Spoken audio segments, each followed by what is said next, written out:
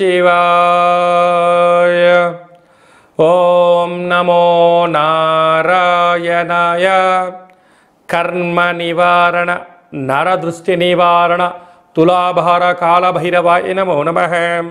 ఓం కాళకాలాయ విద్మహే కాళాతీతాయ ధీమహి తన్నో నరదృష్టి నివారణ కాళభైరవ దేవతాభ్యో నమో నమః. హరి ఓం. మా ఛానల్కి స్వాగతం.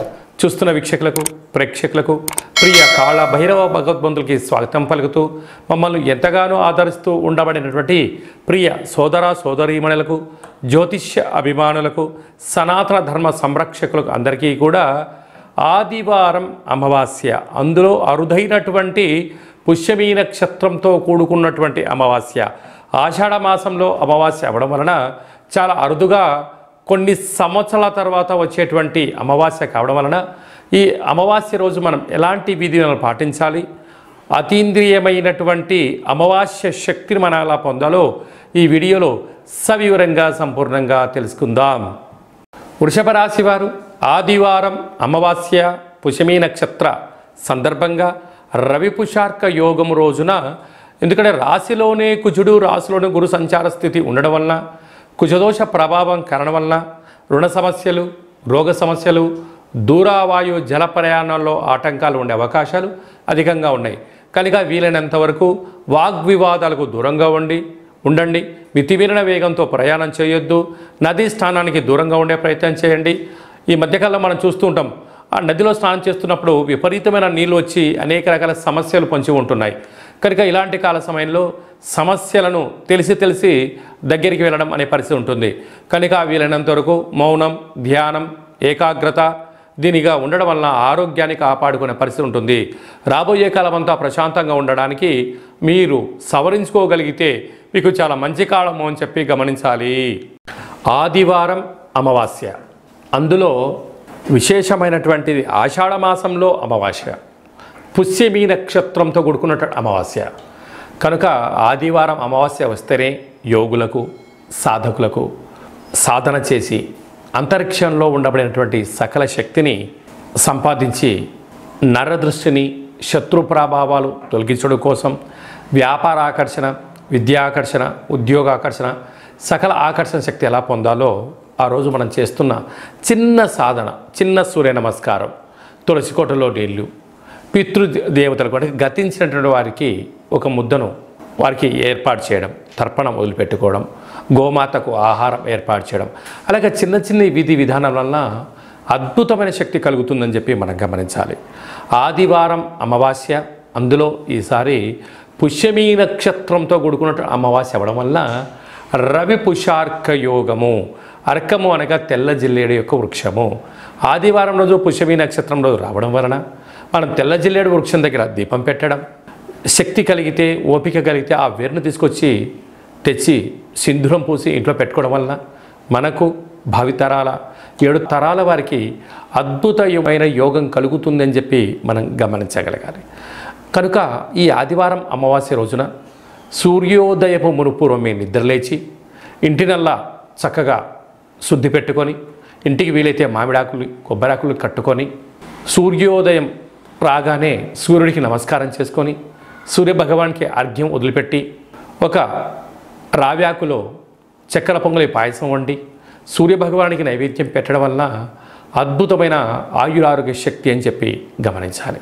అలాగనే ఇంటికి, వాహనాలకు, ఫ్యాక్టరీలకు, కర్మాగారాలకు ఒక ఎర్రటి గుమ్మడికాయను దిష్టి తీసి పగలగొట్టడం, బూడిద గుమ్మడికాయను పూజించి కట్టుకోవడం, ఇంట్లో లేక ఫ్యాక్టరీలో 8 వైపులా నిమ్మకాయల్ని కట్ చేసి పసుపు కుంకుమ అద్ది పెట్టడం, ఇంటి మధ్యలో ఒక చారెడు ఉప్పును పోసి గాజు గ్లాసులో పెట్టి అందులో నీళ్లు పోసి ఆ ఉప్పు కరిగిన తర్వాత ఈ నీటిని ఇంట్లో ప్రోక్షణ చేసి బయట చల్లడం వలన నరదృష్టి, శత్రు ప్రభావాలు తొలగిపోతాయని చెప్పి గమనించాలి.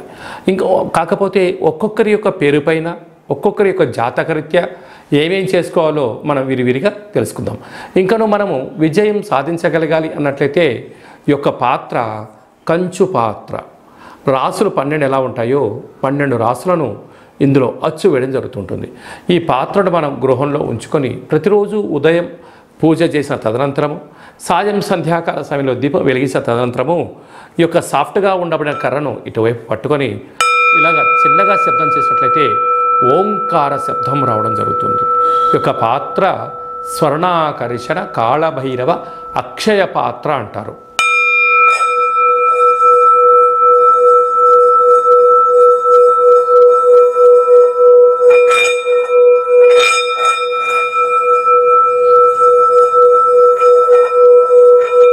ఇలా శబ్ద తరంగాలను సృష్టించడం వలన మనిషి శరీరంలో చక్రాలు వికసింపచేయడం, గృహంలో ఉండబడినటువంటి జ్యేష్ఠాదేవి బయటికి వెళ్ళడం, బయట సంచరిస్తూ ఉండబడినటువంటి లక్ష్మీదేవి గళ్ళు గళ్ళు మన ఇంటికి రావడం, అన్నింటా ఆకర్షణ శక్తి కలుగుతుందని చెప్పి గమనించాలి. ఆదివారం అమావాస్య పుష్యమీ నక్షత్రంతో కూడుకున్న అమావాస్య అవడం వల్ల కాళభైరవ స్వామి యొక్క పూజ చాలా విశేషాన్ని ఐశ్వర్యాన్ని ఇస్తుంది. కాలం మనకు అనుకూలంగా ఉండగలగాలి. ఒకరు చెప్తుంటారు నా కర్మ ఇంతే, నేనేమీ చేయలేకపోతున్నాను, కాలం నాకు అనుకూలంగా లేదు, నేనేం చేసినా కలిసి రావట్లేదు అని బాగా బాధపడుతుంటారు.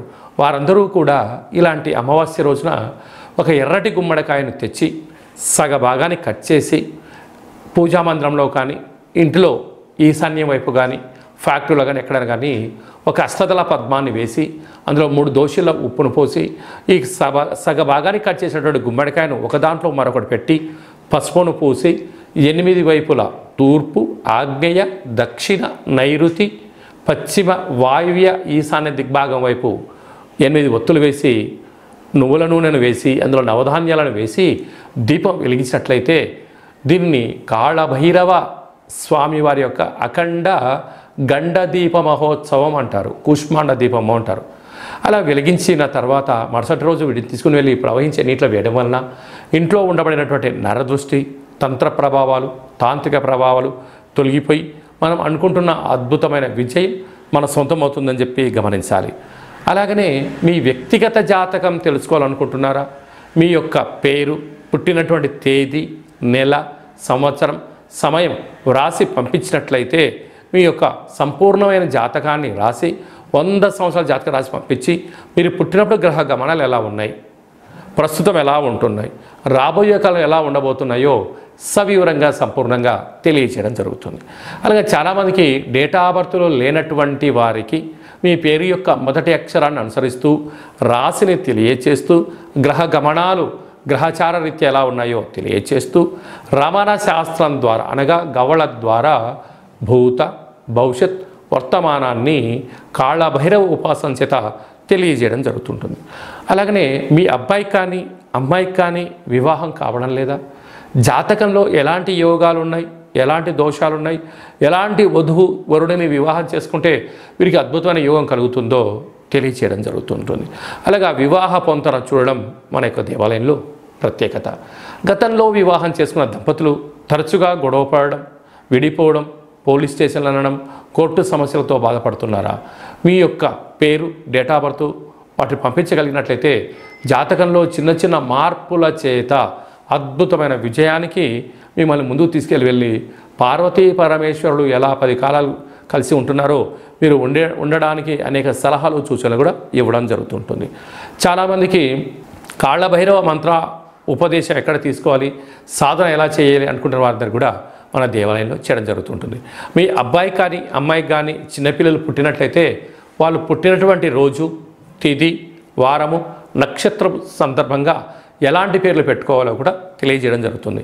కనుక ఈ ఆదివారం అమావాస్య రోజున కాళభైరవ స్వామికి స్మరణ, ధ్యానము, జపము, తర్పణము, దానము, కుక్కకు ఆహారం వండి పెట్టడం, పక్షిరాజా వారికి అనగా కాకికి ఆహారాన్ని పెట్టడం, మద్యాన్ని పొయ్యడం వలన సకల మృత్యు అపమృత్యు దోషాలు తొలగిపోతాయని చెప్పి గమనించాలి.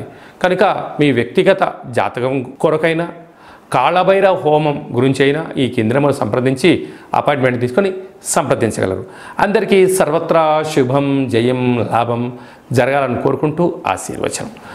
ఓం కాళకాలాయ విద్మహే కాళాతీతాయ ధీమహి తన్నో శ్రీ నరదృష్టి నివారణ కర్మ నివారణ కాళభైరవ దేవతాభ్యో నమో నమః. సర్వే జనా సుఖినో భవంతు, లోకా సమస్తా సుఖినో భవంతు. సర్వం కాళభైరవ దేవతార్పణమస్తు. హరి ఓం. ఈ వీడియో మీకు నచ్చినట్టయితే లైక్ చేయండి, షేర్ చేయండి, మా ఛానల్ని సబ్స్క్రైబ్ చేసుకోండి. మేము చేస్తున్న ఆధ్యాత్మిక వీడియోలు అందరికన్నా ముందు మీరు చూడాలి అన్నట్లయితే గడ్డ సింబల్ ప్రెస్ చేయని ఆల్ బటన్ కూడా తెలియచేయండి. ఈ భక్తి సమాచారాన్ని భగవద్బంధులకు, మిత్రులకు, హిందూ ధర్మ సంరక్షకులకి, మీరు ఎవరి క్షేమాన్ని అయితే కోరుకుంటున్నారో, మీ క్షేమాన్ని ఎవరైతే కోరుకుంటున్నారో వారికి అందజేసి భగవంతుని యొక్క ఆశీస్సులు పొందగలరు.